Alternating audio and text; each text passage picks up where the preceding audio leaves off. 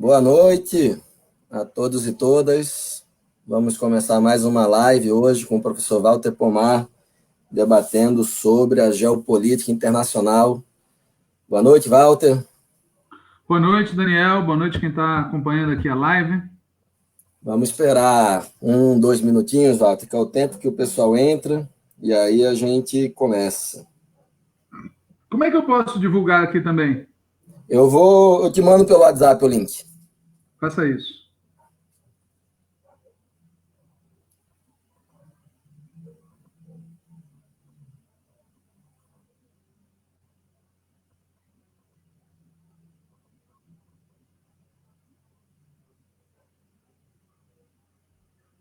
Pronto, te mandei agora. Boa noite para quem estiver chegando. Vamos aguardar aí 2 minutinhos. É o tempo das pessoas irem entrando. E aí vamos debater hoje sobre a geopolítica internacional em tempos de corona.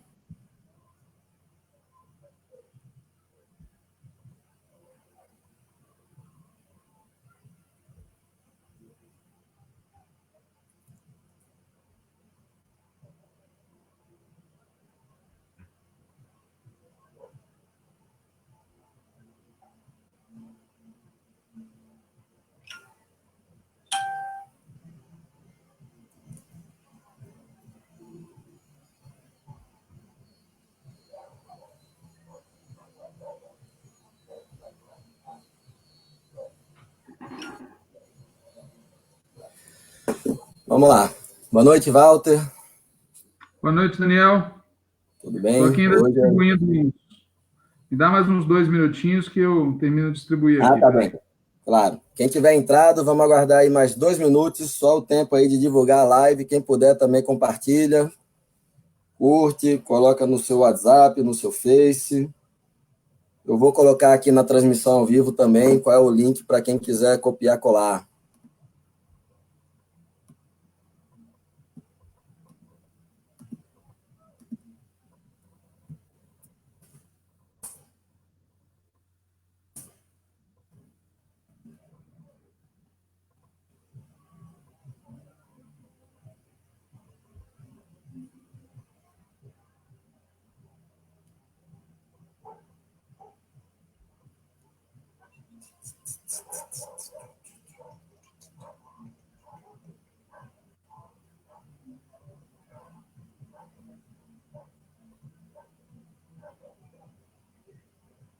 Vamos lá, então? Simbora, vamos começar. Boa noite, companheirada. Prazer estar aqui de novo. Espero que estejam todas e todos bem no seu isolamento, defendendo o isolamento social, mas também o fora Bolsonaro. Hoje nós vamos ter o prazer de conversar com um companheiro, militante e dirigente do Partido dos Trabalhadores e professor da Federal do ABC, Walter Pomar. Boa noite, Walter. Boa noite, Daniel. Boa noite aos que estão acompanhando aqui a live do Daniel Valença. Massa. Bom, a ideia hoje é debater não só a nossa conjuntura, mas também um pouco sobre a geopolítica internacional, né? O Walter, ele já foi secretário-geral do Foro de São Paulo, ele tem também, enfim, várias produções e análises sobre conjuntura internacional, e a gente quer aproveitá-lo um pouco sobre isso, né? Walter, o primeiro ponto bom, a pandemia, o vírus, né? O primeiro momento que nós tivemos notícia se referia à China. E aí a gente teve não só aquela troca de ataques por parte do Bolsonaro, né, do filho, mas também tivemos Trump e a imprensa americana dizendo que se tratava de um vírus chinês. Tivemos jornalistas no Brasil dizendo que a culpa disto era do Partido Comunista Chinês e, enfim, se proliferaram mundo afora ataques xenófobos, etc., contra a China, né? Em primeiro lugar, assim, é um equívoco, né? Porque o principal parceiro comercial nosso é a China.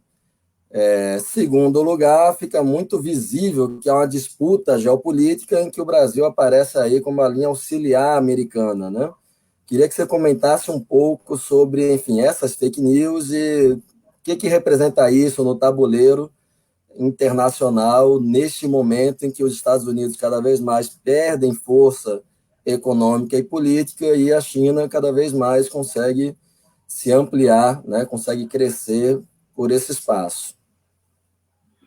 Então, Daniel, pelo menos desde a época da gripe espanhola, que não se usa denominar uma doença com o nome do país, da região, do povo, da cultura, onde ela se manifestou pela primeira vez, né? Então, mesmo que tivesse ocorrido de essa pandemia ter tido origem na China, ainda assim seria um equívoco, segundo as regras da ciência e o bom senso, chamar de gripe chinesa, como também é um equívoco falar de gripe espanhola. Aliás, a gripe espanhola teve origem, os pacientes iniciais, nos Estados Unidos. E ainda hoje não se tem certeza qual foi o paciente zero, digamos assim, dessa pandemia de Covid-19. Por isso é que a ciência adota a denominação de Covid-19, exatamente para não estimular esse tipo de postura ignorante cientificamente e gravíssimo do ponto de vista político, cultural, é xenófobo, como você disse, né, de falar de gripe chinesa ou qualquer besteira assim. Ademais, se há alguma coisa que todo mundo, e até o Trump, acabou tendo que reconhecer, é que os chineses foram muito eficientes na contenção, tá certo? Dessa, na época, epidemia e hoje pandemia. É gozado, mas se a gente perguntar para qualquer um, aonde é mais fácil que um trabalhador pobre sobreviva à pandemia de Covid-19, na China ou nos Estados Unidos? A resposta é na China. A China tem hoje, apesar de ter uma das maiores populações do mundo, ela tem um número absoluto de mortos, um número de pessoas contaminadas e um número de casos que é muito menor hoje do que o dos Estados Unidos, que está em curva ascendente. Então, o fato é que a gente tem que olhar para os chineses com muito respeito, porque eles tiveram uma atitude muito proativa, elogiada pela Organização Mundial da Saúde, e tem contribuído com outros países, né? Todo mundo deve ter visto médicos chineses, aviões chineses, posando em outros países, oferecendo equipamentos, oferecendo máscaras, oferecendo conhecimento científico. A comunidade científica, por exemplo, tem reconhecido que a postura da comunidade científica chinesa, da comunidade médica chinesa, tem sido muito cooperativa, porque os chineses entendem algo óbvio. Esse tipo de problema não tem fronteira. Ou é enfrentado pela humanidade, tá certo? Ou não vai ser enfrentado. É óbvio que quem tem a cabeça do Bolsonaro, a cabeça do Trump, ou seja, quem olha para o mundo como um local para obter lucros, olha para o mundo como um local para exercer poder, quem olha para as outras pessoas do mundo e não vê seres humanos, tem dificuldade de assumir uma lógica que parta desse princípio, de que esse é um problema da humanidade, que tem que ser resolvido com cooperação, não com disputa. Walter, como é que você acha que vão ficar as relações internacionais, não só Brasil-China, mas Estados Unidos-China? A gente estava vendo antes da pandemia que, na verdade, o capitalismo dava sinais de uma nova grande crise, a queda na taxa de lucro, a dificuldade de crescimento. Enfim, como é que você faz essa análise de o que pode acontecer aí nesse próximo período? Então, veja, a pandemia, ela atingiu um mundo que era dominado por dois grandes conflitos, né?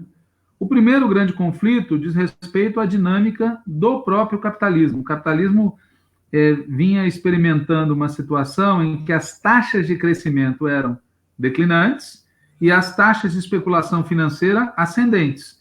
Mais cedo ou mais tarde ia haver uma imensa crise. O segundo grande conflito que o mundo vivia antes da pandemia era a disputa entre China e Estados Unidos pela hegemonia mundial. E esses dois grandes conflitos se materializavam em cada país numa polarização social entre classes e numa polarização política, com uma forte tendência a, de um lado, surgirem grupos de extrema-direita, neofascistas, e, de outro lado, a resistência popular assumir formas cada vez mais insurreicionais, coletes amarelos, o que houve no Chile, etc. Esse era o mundo antes do Covid-19. Veja, esses problemas não estão superados, eles continuam presentes. A crise do capitalismo continua aí, ela vai se aprofundar, porque, veja, o efeito prático é que a produção mundial, a demanda mundial vai ladeira abaixo, ou seja, o que já vinha ocorrendo antes vai se aprofundar. E a distância entre a produção e a especulação vai crescer. E, de outro lado, o conflito entre Estados Unidos e China vai se aprofundar também. Veja bem, se acontecer o que está todo mundo achando, que é a China vai sair desse processo mais forte que antes, e os Estados Unidos vão sair desse processo mais fracos que antes, qual é a conclusão? A conclusão é que os Estados Unidos vão ser empurrados para utilizar a única vantagem comparativa que eles têm para tentar reverter a situação. Guerra.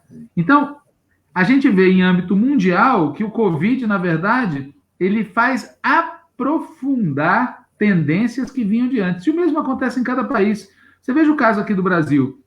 A lógica ultraliberal e a lógica neofascista não foram detidas pela pandemia do Covid. Ao contrário, a linha do Bolsonaro para combater tanto a pandemia quanto a situação decorrente dela é apostar redobradamente nas políticas ultraliberais e nas políticas neofascistas. Quando ele fala só os velhinhos e só os doentes vão morrer, o nome disso é eugenia. É a mesma lógica que levou os fascistas, os racistas, os nazistas a eliminar parcelas da população. Então, o que eu antevejo para o Day After depende da correlação de forças que se estabelecer agora. Por isso é que quando a gente faz discussões aqui no Brasil, como fora Bolsonaro, quando a gente insiste que lá nos Estados Unidos o certo eram as forças que integram esse bloco que apoiou o Bernie Sanders ter uma candidatura própria para a esquerda e o povo terem em quem votar, não terem que escolher entre duas candidaturas. É porque nós temos que sair desse processo fortes. Porque se nós não sairmos fortes, quem vai sair forte dessa crise é o lado de lá. E o mundo, no dia seguinte, vai ser pior do que o mundo no dia anterior. Walter, você tocou num ponto de bom debate agora. O Bernie Sanders, ele desistiu da candidatura agora, esta semana, né, em favor do ex-vice do Obama. Queria que você debatesse, enfim, abordasse um pouco sobre isso, que as pessoas costumam dizer que socialismo é algo utópico, socialismo é algo para um horizonte futuro, enfim. O que representa, ou o que representou aí Bernie Sanders nesse último período desses anos? E, enfim, o que aconteceu para, por exemplo, nós não vencermos lá essas prévias, né? E aí, enfim, quando eu digo nós, óbvio, né? Não é Bernie Sanders, é um social-democrata bem radical, bem raiz, mas também não necessariamente defendesse o socialismo em si, né? Mas já que você tocou nesse ponto, vamos então discutir um pouquinho sobre esta questão americana específica também. Eu vou falar sobre a questão dos Estados Unidos primeiro, porque eu acho que a discussão sobre o socialismo tem uma pegada ainda mais ampla, né? Veja, os Estados Unidos é uma ditadura perfeita. Posam para o mundo como uma democracia, mas na verdade é uma ditadura de classe, uma ditadura do grande empresariado, que tem dois partidos, os republicanos e os democratas. No passado, os republicanos eram a esquerda e os democratas, os conservadores.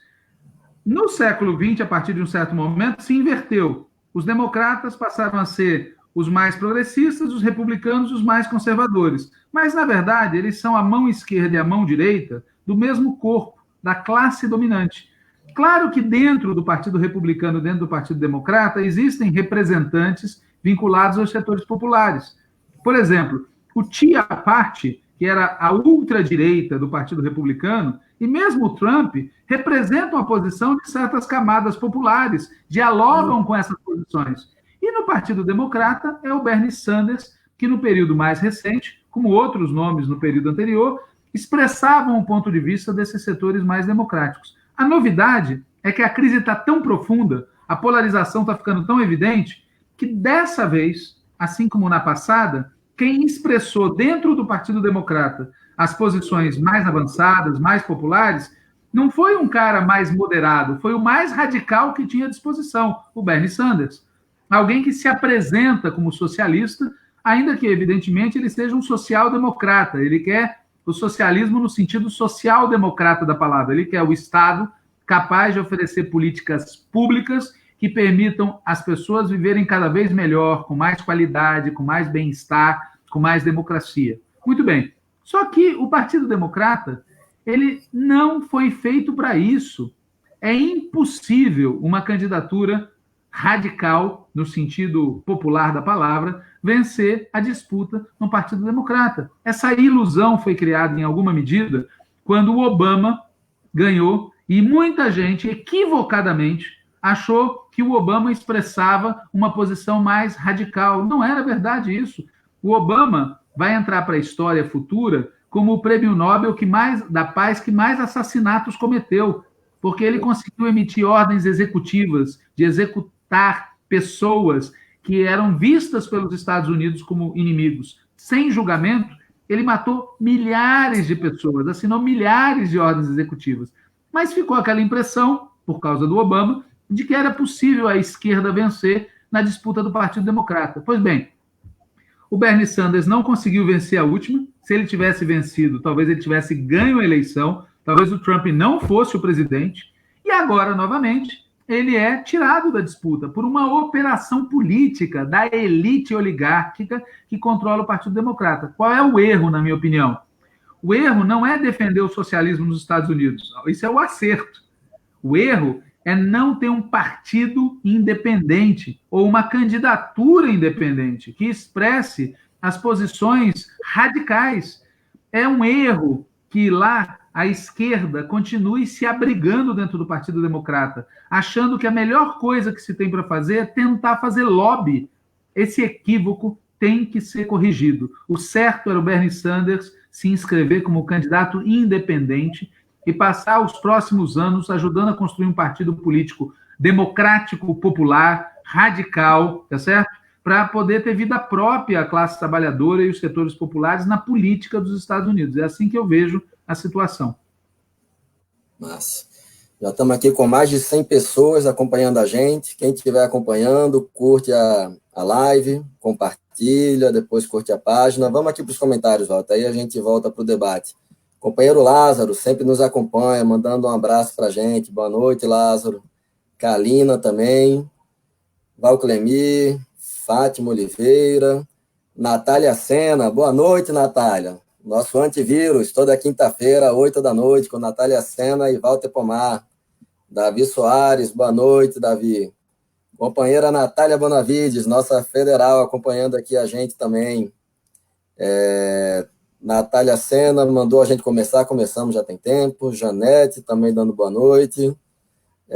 Carlos Henrique, camarada Pomar, o que dizer do não é hora do fora Bolsonaro, da direção nacional do PT? Vamos já chegar nisso, Carlos, já. Dani Rabelo, boa noite. Santana Silva também manda boa noite. Shirlene Penaforte, boa noite, companheira. Já estaremos nas ruas pedindo voto de novo. Vanilson, nossa liderança do Movimento Nacional de População Estação de Rua. Boa noite, companheiro. Eider, nosso companheiro que está na Paraíba, boa noite. Silvia Fernandes, políticas sociais não resolvem a crise do capital, mas da barbárie também não vem o socialismo. Precisamos organizar a classe e o nosso instrumento partidário, lutar por ampliar direitos em todos os momentos. Silvia, quando for já para o finalzinho da live, Walter já falou aqui o que ele pensa sobre a necessidade de uma organização partidária nos Estados Unidos. Eu vou também pedir para ele comentar um pouco sobre qual é o papel do PT e por que a gente insiste em ser militante petista. Eu acho que vai dialogar aí com a sua questão.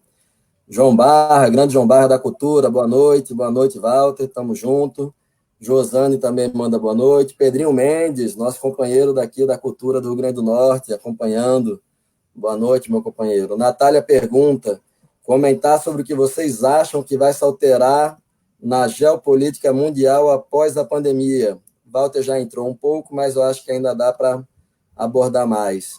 Vanilson, como será para a classe trabalhadora durante o pós-pandemia, onde sabemos que teremos milhares ou milhões de pessoas perdendo seus empregos? Vocês poderiam falar sobre isso? Quais seriam as estratégias para evitar isso?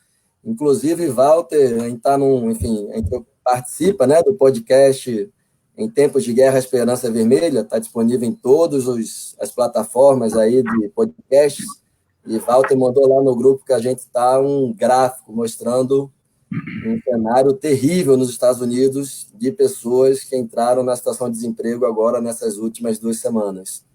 Tulé está chegando agora, chegou na hora boa, Tulé.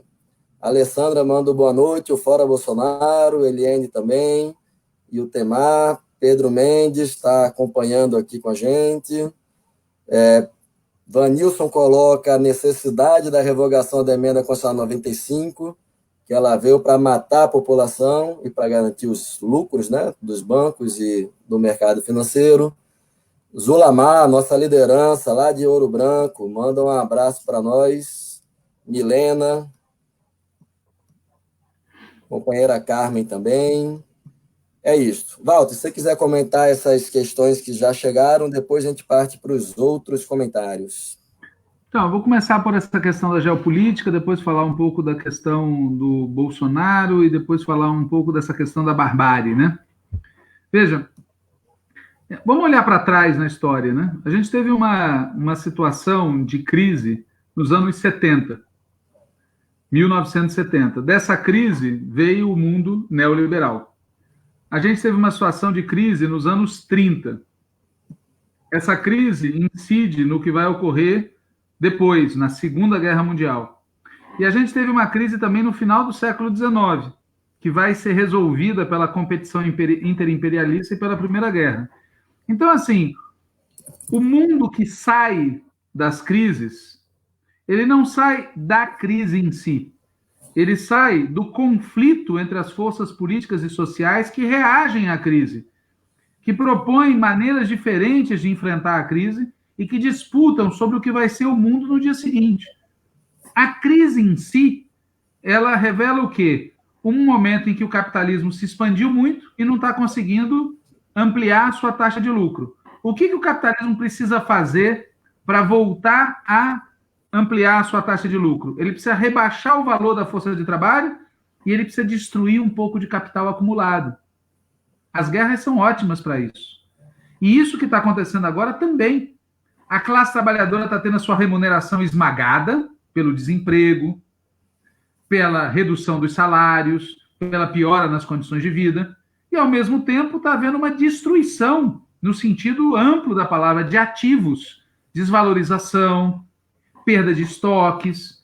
Então, veja que a crise em si é um momento de destruição de riqueza acumulada, destruição de força de trabalho e preparação para um novo salto.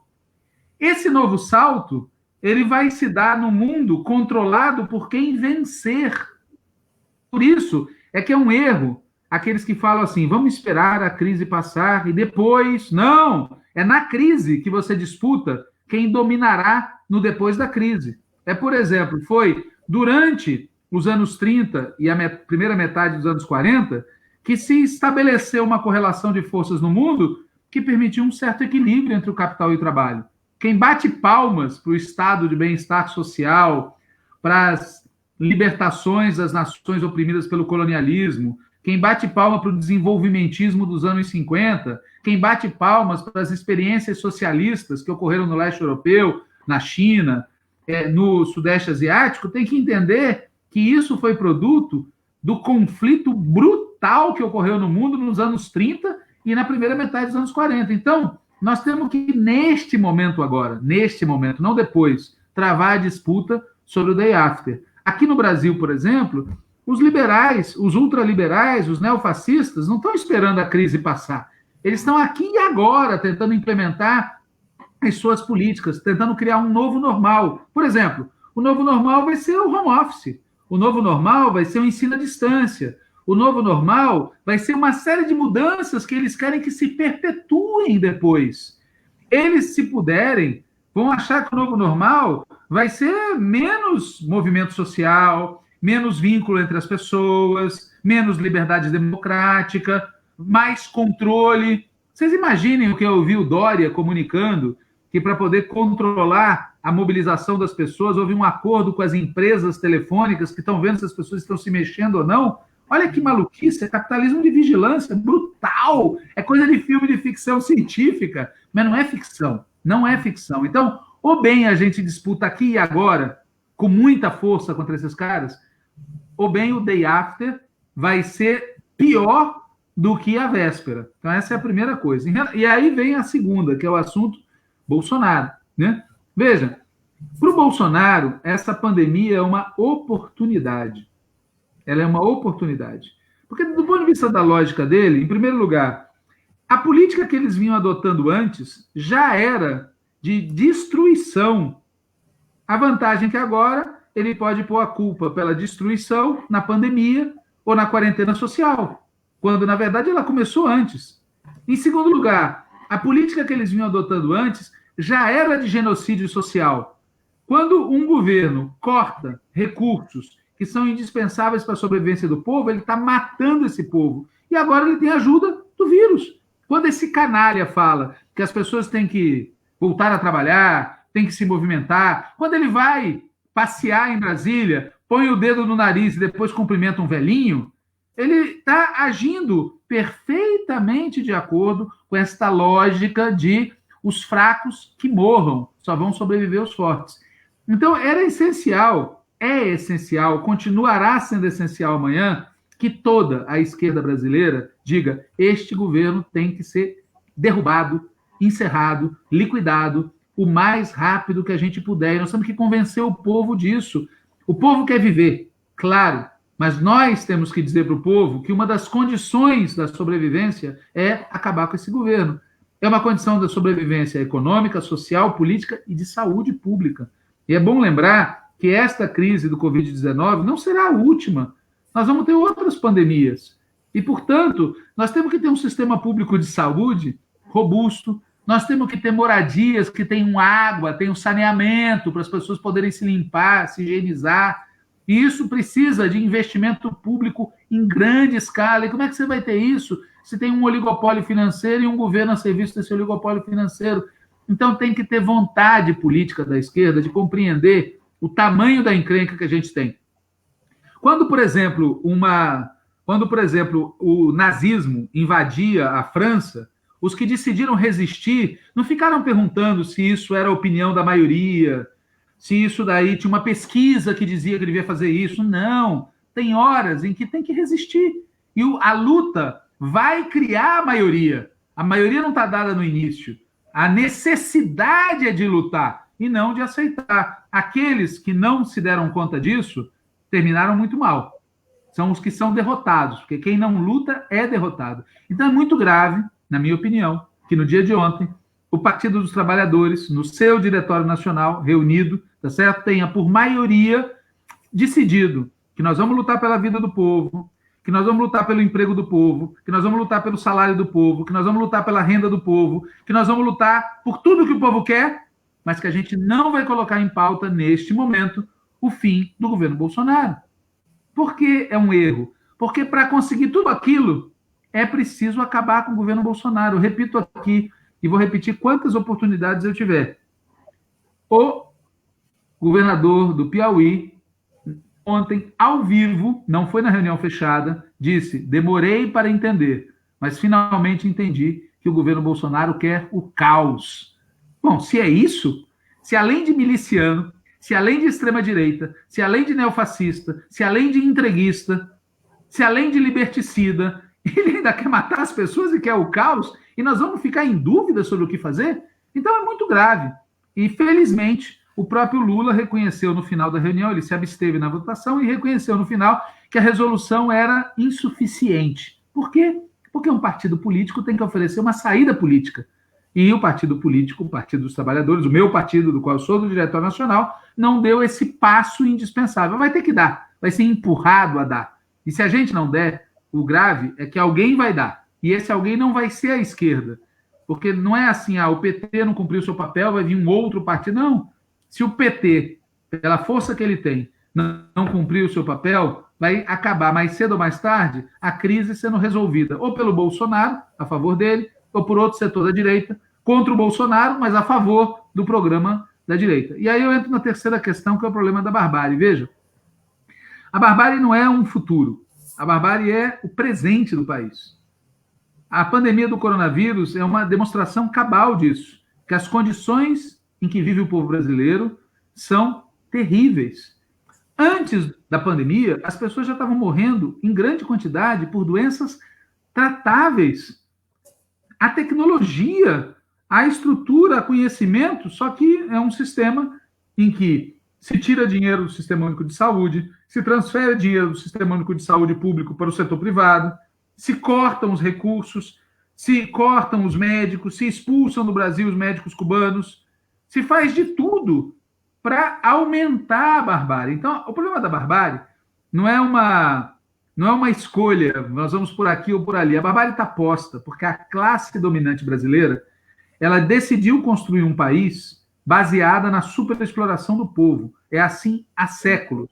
Enquanto essa classe dominante não for jogada fora, derrotada, destruída, nós vamos continuar convivendo com esse modelo que é a barbárie. O capitalismo no Brasil é a barbárie social. E óbvio que não é a barbárie que cria nada.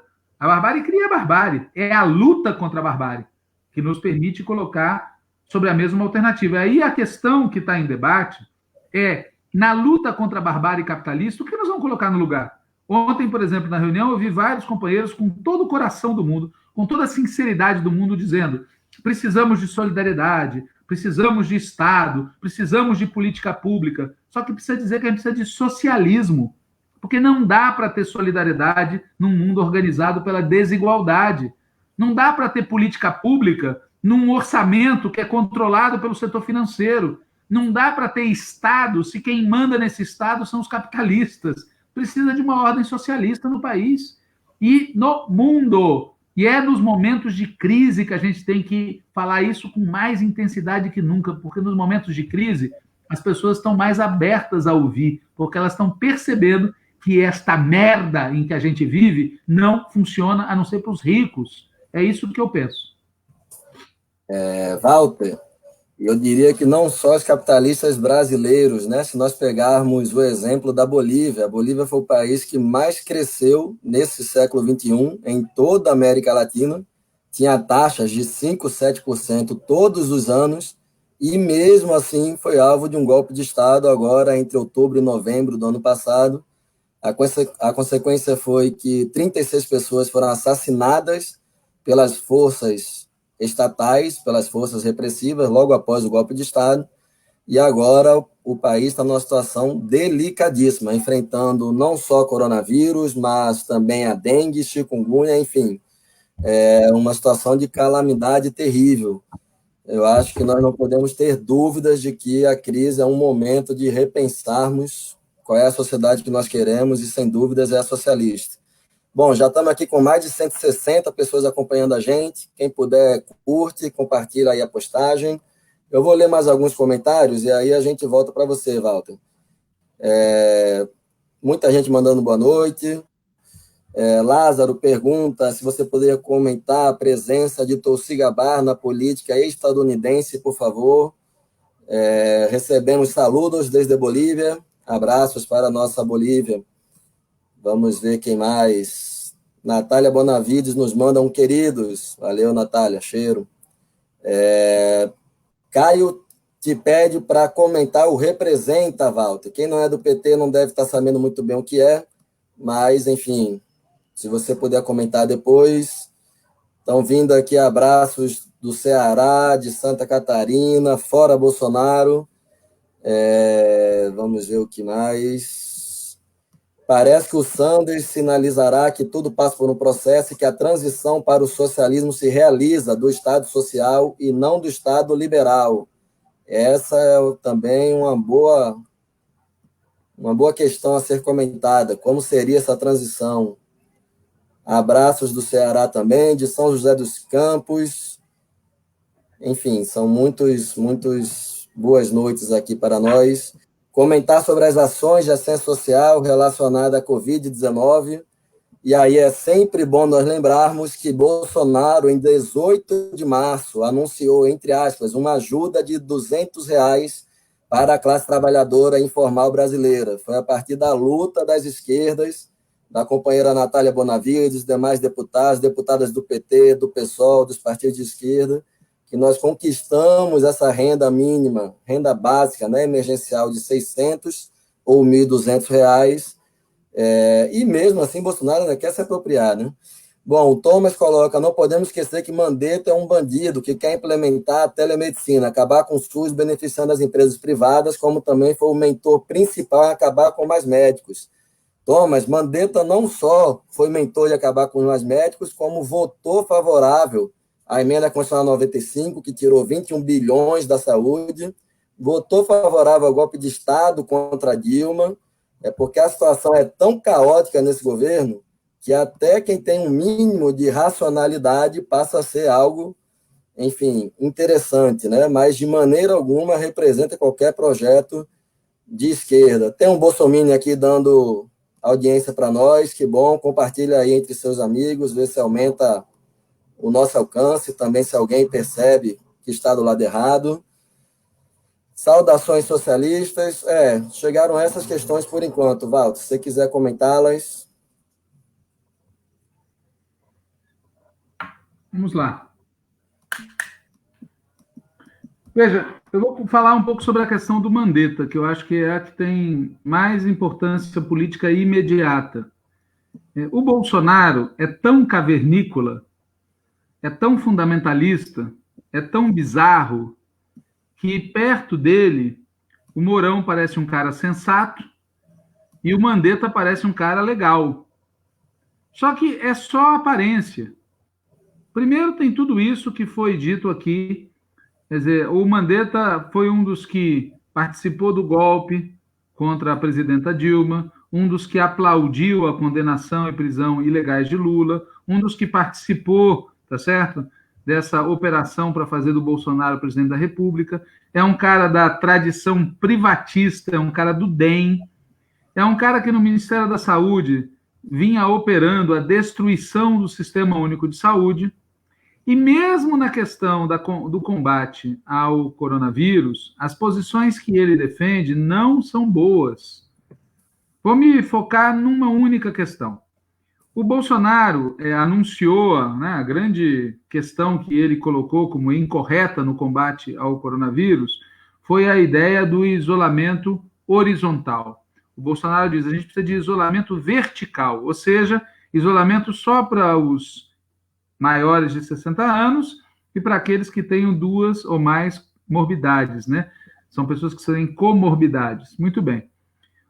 O Mandetta quase é demitido, se faz um movimento para defender o Mandetta, gente, inclusive do PSOL, falando que fica Mandetta, e aí, logo em seguida, o Ministério da Saúde chama uma daquelas coletivas e anuncia as novas regras do isolamento.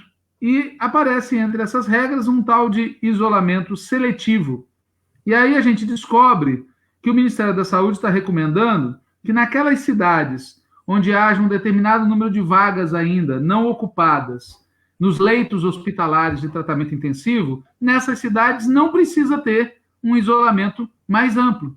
Vejam que coisa mais bizarra. O que eles estão dizendo é que enquanto tiver lugar para pôr as pessoas nos hospitais, as pessoas podem continuar adoecendo em grande escala.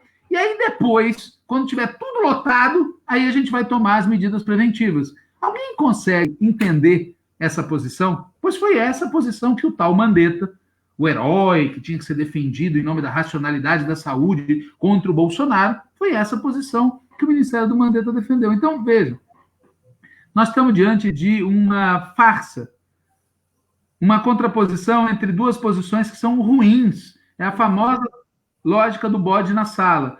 Tem um bode mal cheiroso na sala, chamado Jair Bolsonaro.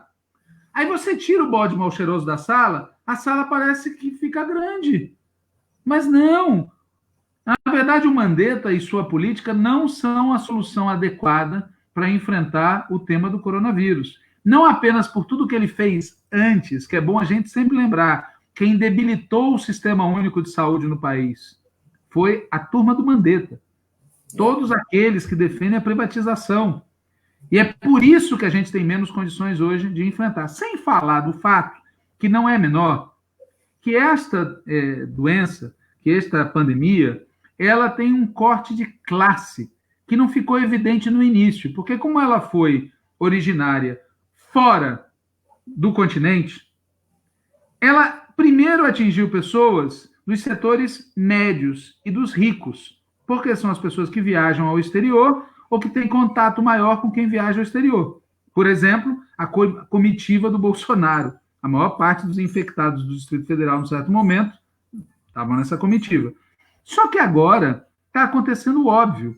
A pandemia está atingindo setores sociais mais amplos e vai atingir principalmente quem? Quem não consegue fazer a quarentena, porque se faz quarentena morre, porque não, o Estado não está ajudando. Quem não tem condições de ter isolamento, porque mora em ajuntamentos, em moradias precárias, etc. Quem não tem água para fazer a higiene básica de lavar as mãos. Portanto, meus caros, essa pandemia tem um brutal corte de classe. Ela vai atingir as camadas populares com brutalidade. E são essas camadas, por coincidência, aquelas que foram privadas de políticas públicas durante muito tempo, que mesmo na época em que nós éramos governo, a gente não deu conta de cobrir o atraso, cobrir a lacuna, cobrir a deficiência, o déficit de políticas públicas. Então, esse papo de que o Mandetta é legal, é defensável, isso é uma fraude. Nesse sentido, inclusive, o Bolsonaro cumpre um papel útil para essa turma, porque ele é tão ruim, mas tão ruim, mas tão ruim, que fica parecendo que gente que nem o Dória é legal. Tem uma amiga que ela publica sempre, agora que o Dória tomou essa posição contra o Bolsonaro, ele subiu muito no meu conceito. Nesse momento, ele tem menos 5.735 pontos. Que é isso, né? Mas veja que para o Dória é ótimo ter um contraponto com o Bolsonaro. O único contraponto real para o Bolsonaro somos nós, a esquerda, porque nós defendemos políticas de combate ao coronavírus que são corretas e defendemos políticas sociais e econômicas para garantir que o povo possa se defender. Só defender as primeiras medidas e fazer como o Dória faz, falando que é demitir, não resolve nada. Então, eu responderia a questão do Mandetta, que eu acho que é a mais imediata. Walter, chegaram várias outras aqui, eu vou ler duas, então, uma se vincula com a outra. O Marcelo pergunta quando teremos um retorno da esquerda no Brasil e demais países. E o Olavo, companheiro valorosíssimo aqui do Rio Grande do Norte, pergunta, o Fora Bolsonaro é com novas eleições já? Como você avalia a divisão dentro do bloco da direita? A gente tem tido aí uma posição firme contra a ideia da renúncia, né? Mas essa questão de como seriam as eleições sempre vem para o debate. Se você puder comentar um pouquinho essa questão que é bem importante. Veja, vamos separar as coisas. Uma parte dos que querem tirar o Bolsonaro está na direita. É gente que acha que o Bolsonaro é uma peça defeituosa, que está atrapalhando. Essas pessoas falam de tudo.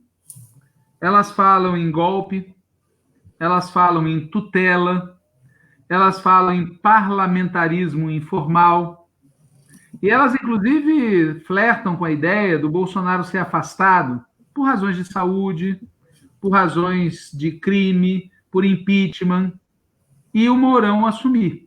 Então, na área dos conservadores, tem muita gente especulando que, nesse ritmo, o Bolsonaro pode se converter num problema para eles. Só que o que eles querem colocar no lugar é a mesma política que hoje é implementada pelo Guedes e pelo Moro e pelo resto do governo Bolsonaro. Eles querem um bolsonarismo sem Bolsonaro. E, para isso, eles precisam tirar o povo. O povo não pode participar do processo. Por isso que eles gostam da ideia de golpe, por isso que eles gostam da ideia de parlamentarismo informal, por isso que eles gostam da ideia do Mourão assumir. Porque essas soluções, o povo está fora. O povo não entra em cena, o povo não participa. Muito bem. Na esquerda, o que é que existe? Existe a ideia de que o governo Bolsonaro ele é um desastre para o país, mas a única maneira de substituí-lo positivamente é com o povo entrando em cena. Por isso é que sempre a gente fica desconfiado de propostas que podem ser até boas, no sentido de se livrar do cara, mas que dispensam a presença do povo. Por exemplo, a renúncia. A renúncia é algo que depende dele. E se ele renuncia, quem assume é o vice. Mesmo o impeachment. Se eu fosse parlamentar e o impeachment tramitasse na Câmara dos Deputados ou no Senado, eu votaria a favor, sem sombra de dúvida. O Bolsonaro cometeu N crimes de responsabilidade. Só que, atenção, não é uma maioria de esquerda que tem nesse Congresso, é uma maioria conservadora. E o que significa dizer que se o impeachment passar, é porque também é uma operação dos conservadores. E neste sentido, quem assumiria no lugar do Bolsonaro seria o Mourão, o vice, que muita gente, inclusive de esquerda, como o governador do Maranhão, tá certo? Fica passando pano, como se esse cara fosse alguma garantia de liberdades democráticas, direitos sociais e soberania nacional para o povo brasileiro. Por isso é que, na minha opinião, a solução melhor hoje, às mãos, é que o Tribunal Superior Eleitoral aceite a impugnação que foi impetrada em 2018, logo depois das eleições, e impugne a chapa inteira. E, nesse caso, o artigo 81 da Constituição, eleições em 90 dias. Por que é vantagem isso? Porque o povo participa do processo. É melhor um processo de que o povo participe do que um processo em que o povo não é chamado a participar. Ah, isso vai acontecer? Depende. Depende de pressão política. Sem pressão política, não tem nada que aconteça em favor do povo. Então, veja, a solução eleições é o horizonte, é a forma que hoje a gente enxerga de garantir a participação do povo no processo. O lado de lá morre de medo de eleição, tem uma pressão para adiar as eleições de 2020.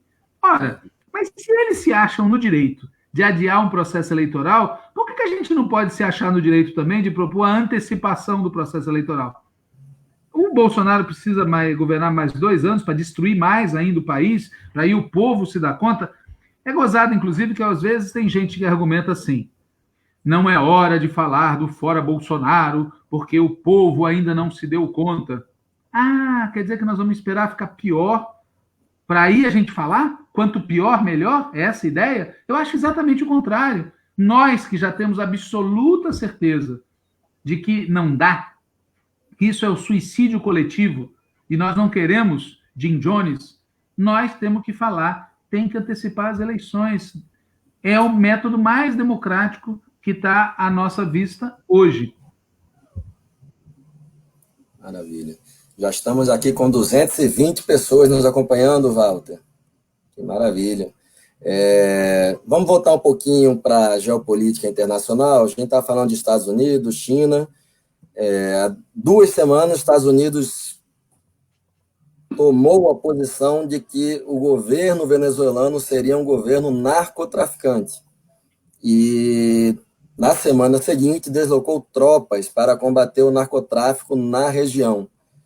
Como é que você vê esses movimentos, enfim, a situação da América Latina em geral, né? Se nós pegarmos a Venezuela, a Argentina, elas mostram que é possível o Estado combater o coronavírus, garantindo isolamento social, mas também garantindo a estabilidade nos empregos dos trabalhadores assalariados, como fez a Argentina, como fez a Venezuela, garantindo uma renda mínima emergencial, garantindo distribuição de alimentos. Se nós pegarmos os dados, estes países hoje têm, a Venezuela não chegou nem a 20 vítimas e a Argentina não chegou nem a 100. Nesse momento, nós aqui no Brasil, hoje, especialmente, já passamos de 1.000 vítimas da gripezinha de Bolsonaro. E nos Estados Unidos, um outro país que também negou a Covid-19 por muito tempo, né? Infelizmente, já está se aproximando a 20.000 vítimas nesta semana agora. Então, se você puder comentar um pouco, como é que ficam esses movimentos, quais as consequências, o que você acha que vai sair da América Latina? A gente tem comentado muito no podcast que tem mais ou menos 3 grandes vias, né? Tem governos progressistas, como esses que a gente citou, a Argentina e Venezuela, que tenta garantir isolamento, mas também com condições dignas para a sua classe trabalhadora.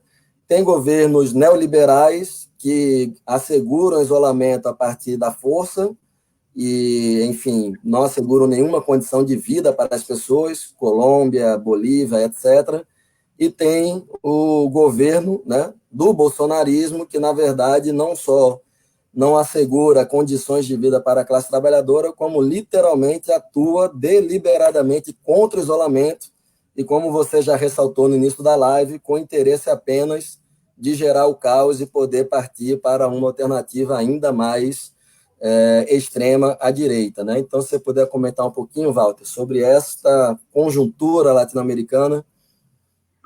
Veja, os Estados Unidos desencadearam em 2008, 2009, logo depois do pico da crise internacional que ocorreu naquela época, uma operação para reconquistar a América Latina, para recontrolar o que eles acham que é o quintal deles, o pátio traseiro deles. E essa operação teve êxito de maneira geral. Eles tiveram alguns tropeços. A vitória da esquerda no México, a reconquista da esquerda, do governo argentino pela esquerda, a resistência venezuelana, a resistência cubana, o caso da Nicarágua. Houve vários países onde essa operação dos Estados Unidos não teve êxito completo, mas eles causaram muito dano. Por exemplo, a situação que o governo argentino enfrenta hoje é pior do que aquela que a Cristina Kirchner tinha quando saiu do governo. Houve um retrocesso econômico e social no país. No caso do México, a situação é dramática. O governo do Andrés Manuel López Obrador chega num país devastado por esse acordo de livre comércio e por todo esse tipo de política de guerra às drogas e pelo fato de ter uma longa fronteira com os Estados Unidos, etc. A mesma coisa acontece no caso da Venezuela, quer dizer, os danos causados pela guerra de baixa intensidade, pela sabotagem, pela tentativa de impor um governo fraudulento desse Juan Guaidó, ao confisco dos bens do Estado venezuelano, tudo isso causou um dano brutal. E mesmo assim, a Venezuela continua lá. Eles conseguiram resistir. E por isso o Trump está escalando.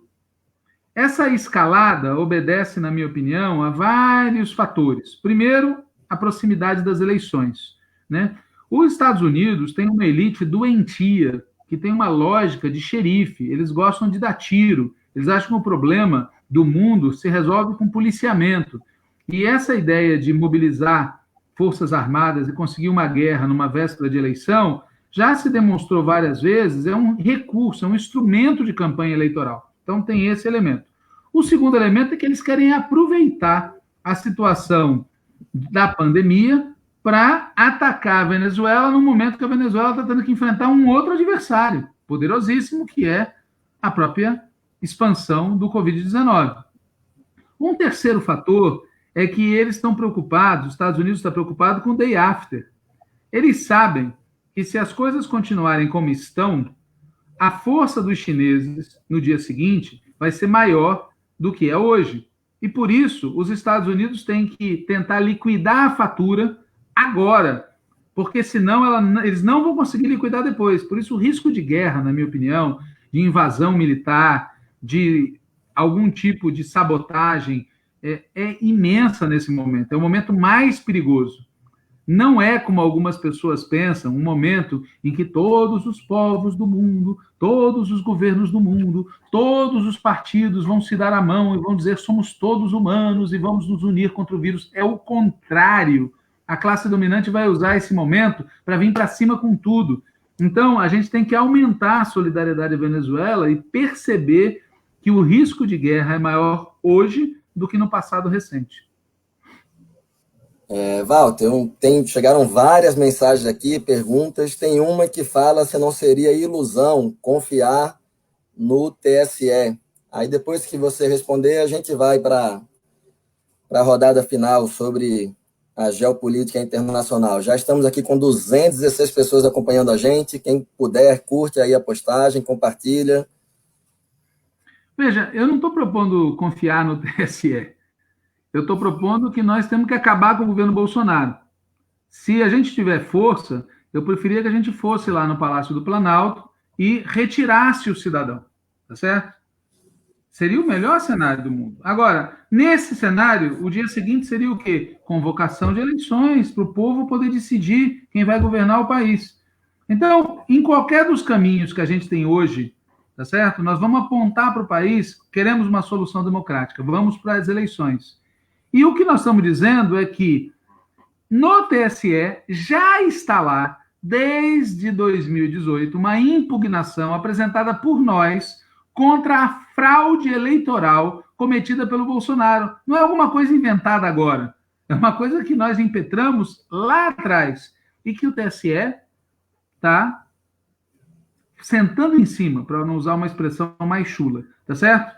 Veja, de lá para cá, só se agravaram, só se confirmaram provas e mais provas, se acumularam evidências, provas, certezas, convicções de que o Bolsonaro cometeu crimes eleitorais que, né, levam à cassação da chapa. Não só do Bolsonaro, mas da chapa. E nesses casos, a legislação prevê convocação de novas eleições. E por isso, nós não perdemos nada, dizendo para o país o seguinte, ó, nós queremos novas eleições.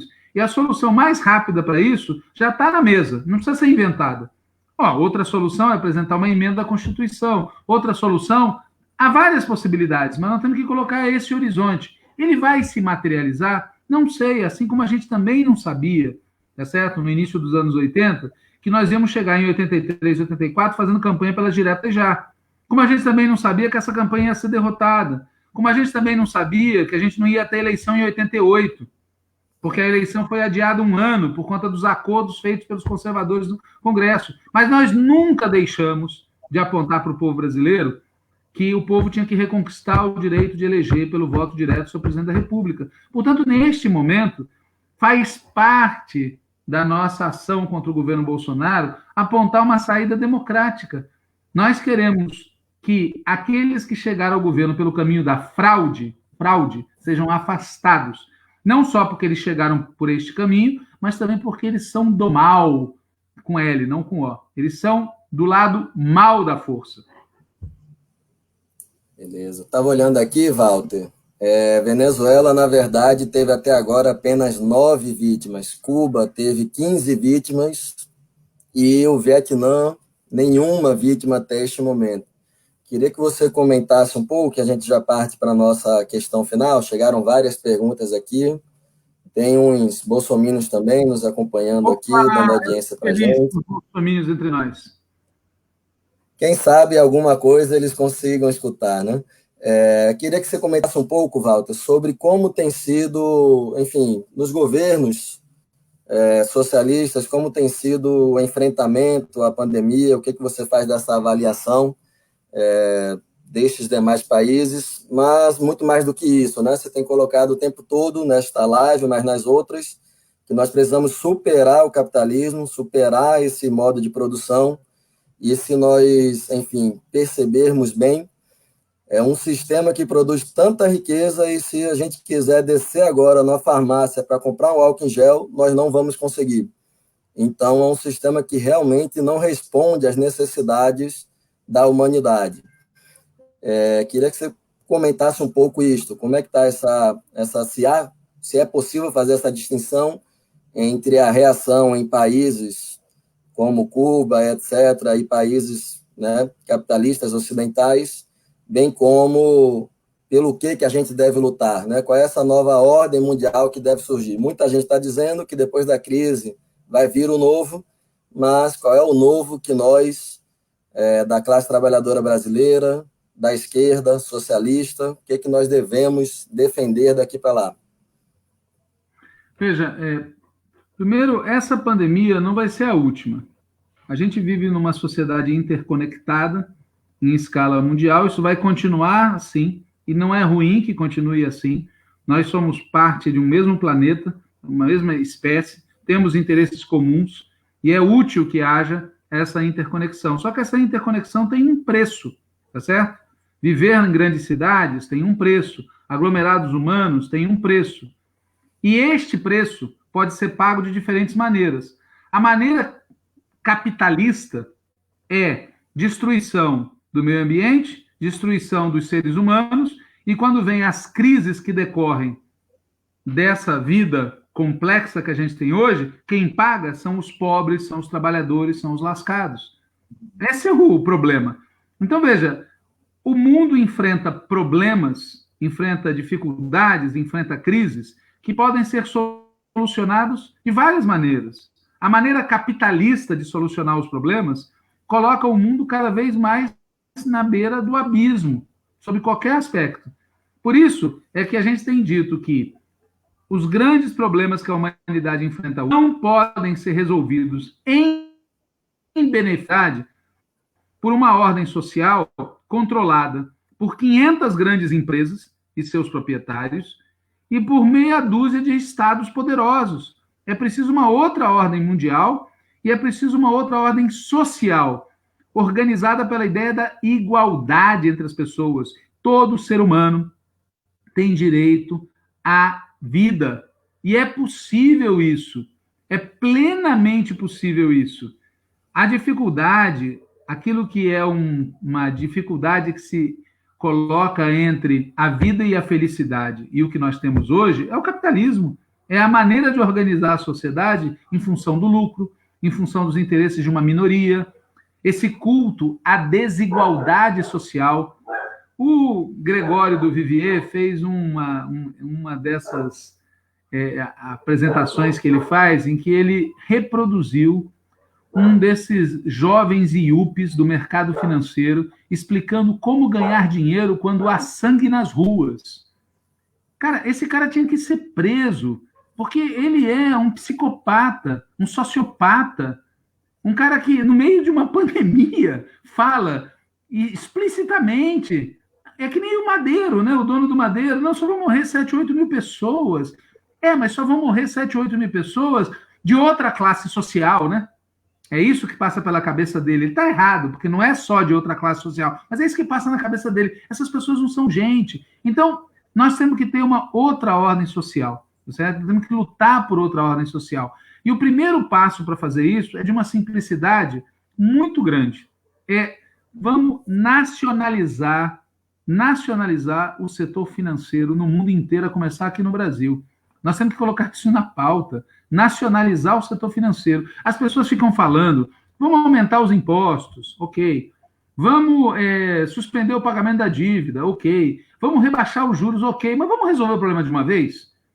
O capital financeiro se apropria da riqueza social sem devolver nada em troca. É que nem cartório, não devolve nada em troca. Então é o seguinte, vamos colocar isso sob controle do Estado.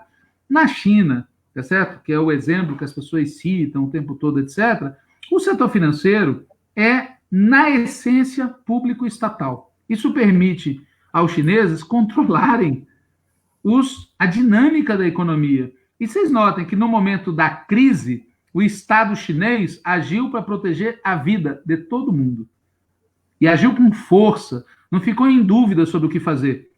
As pessoas que ficam fazendo discussões retóricas, teóricas, abstratas, sobre o que significa a ditadura do proletariado, deviam ver isso.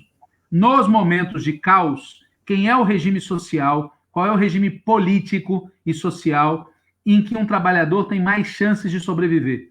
É no capitalismo dos Estados Unidos ou é na China? Essa é a questão prática. É isso que revela a natureza social de um regime.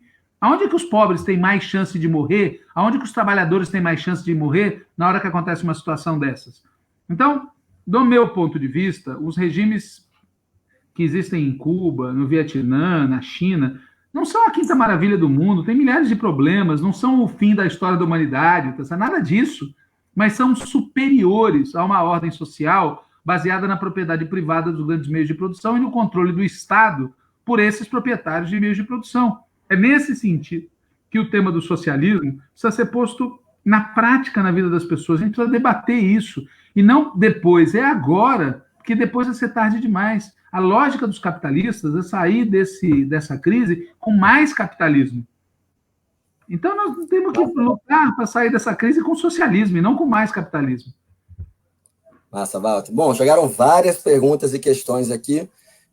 Companheiro Vanilson tem colocado sempre sobre a importância da classe trabalhadora, que sob esses governos de direita e extrema-direita vão perder seus empregos e vão entrar em situação de rua. É fundamental, Vanilson, a nossa defesa do PT, enfim, da esquerda em todo mundo, que é papel do Estado garantir não só a renda mínima para as pessoas sobreviverem, como também a estabilidade no seu trabalho, como também os salários. A Argentina está fazendo isso, está pagando os salários dos trabalhadores, né? Então, quando o Bolsonaro vem e propõe aquela ajuda, né, aquela esmola de R$ 200, o nosso papel é dizer, olha, ele está propondo R$ 200 para os trabalhadores porque ele destinou 1,2 trilhão para os bancos, agora em março de 2020, quando já estava a pandemia estourada no mundo todo.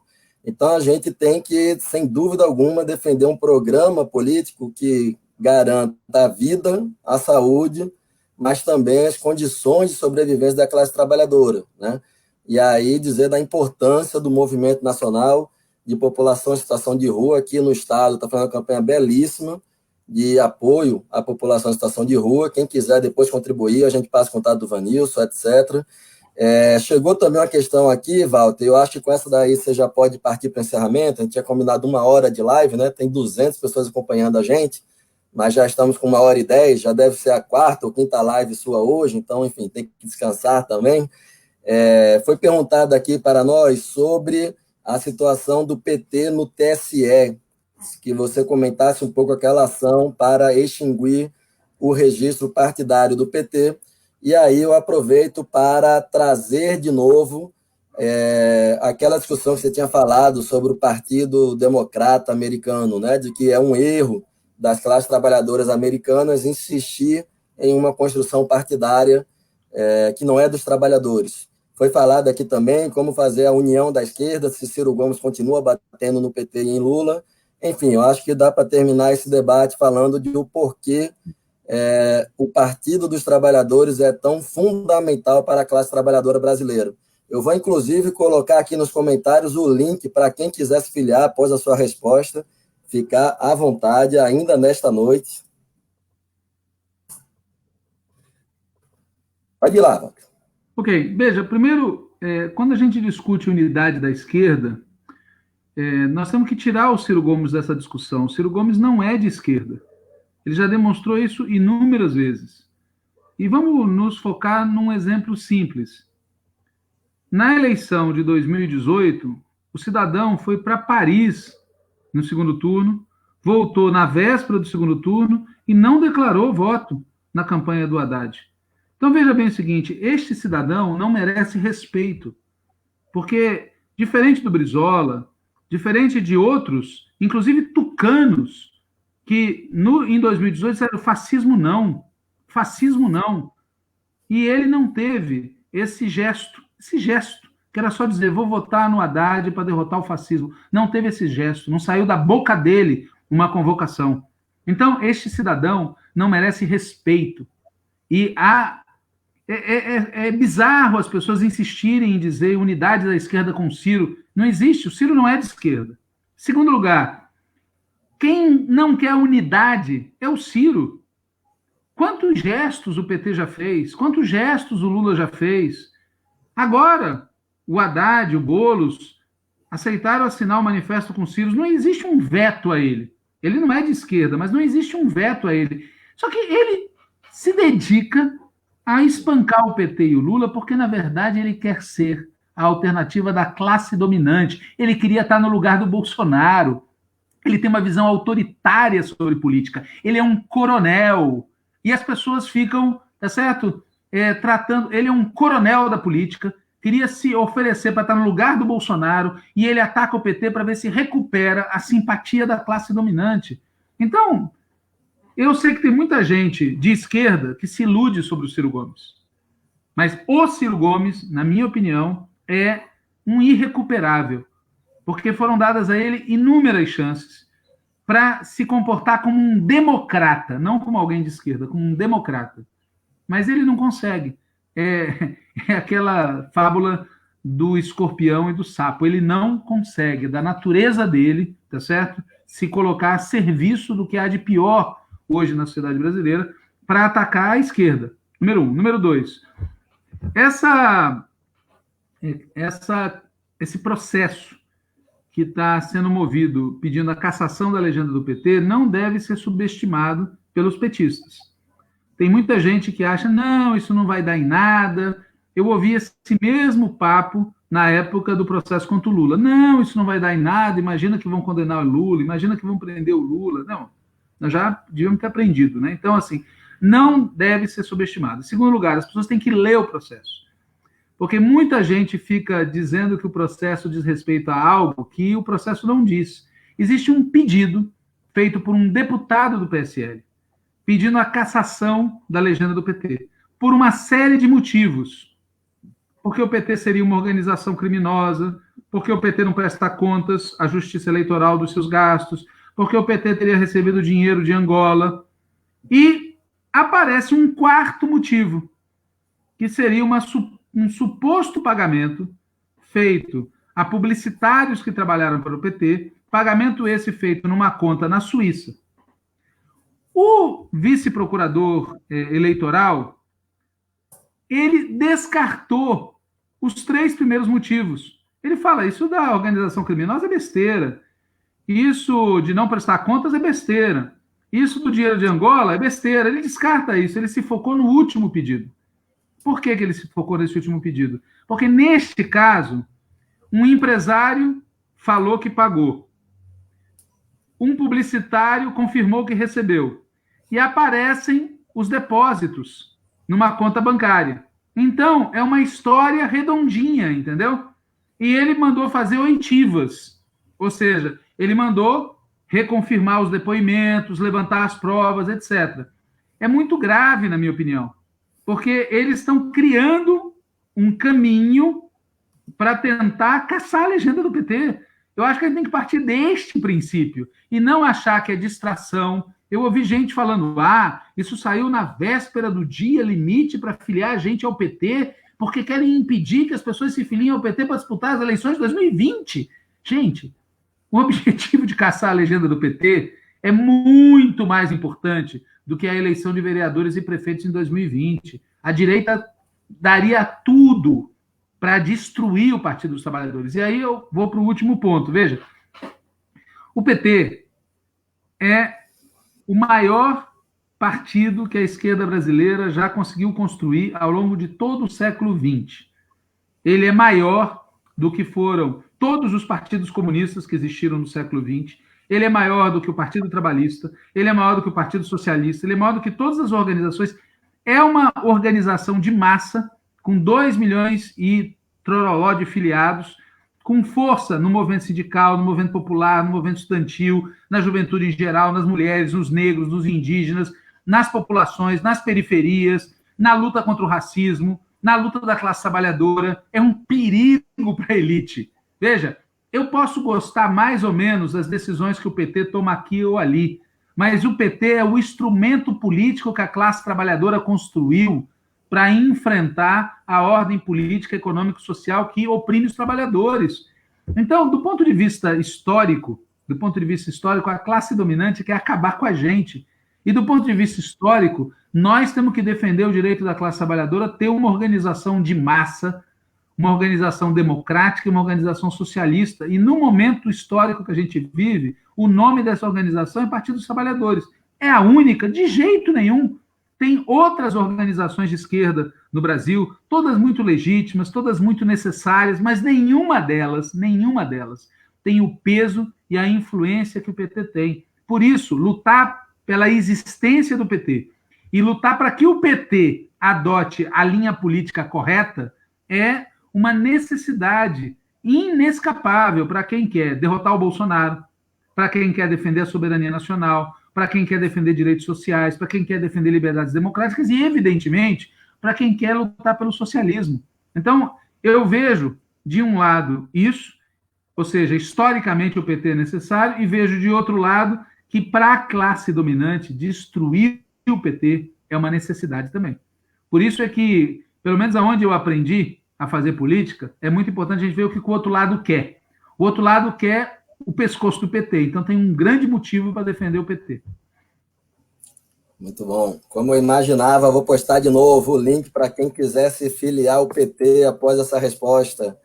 Gente, chegamos aqui a 1h13 de live, com 213 pessoas nos acompanhando. Eu agradeço demais ao companheiro Walter Pomar, companheiro que dedica a vida à militância e à luta política, enfim, por essa live aqui conosco. Tivemos já com a companheira Natália Bonavides, tivemos já com a Jéssica debatendo sobre o auxílio emergencial, tivemos também com o Breno Altman.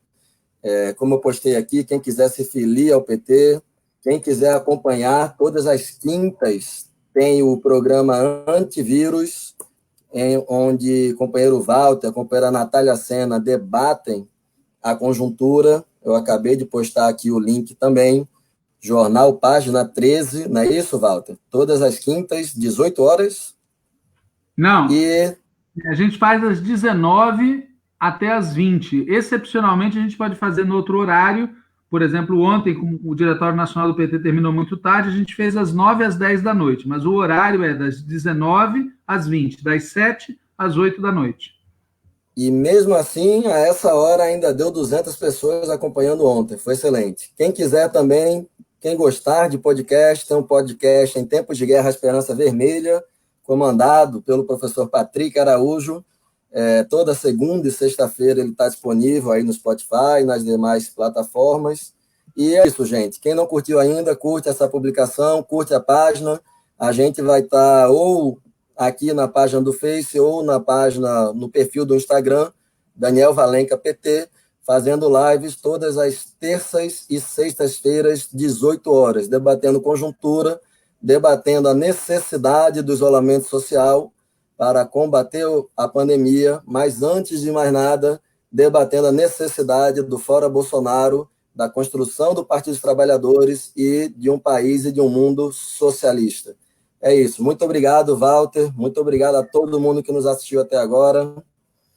Obrigado, Daniel, e uma boa noite para todo mundo. E eu espero que quando eu chegar na geladeira agora, eu não encontre uma live dentro. Valeu. Valeu, companheirada. Forte abraço. Até a próxima. Valeu, Vanilson. Forte abraço, meu companheiro.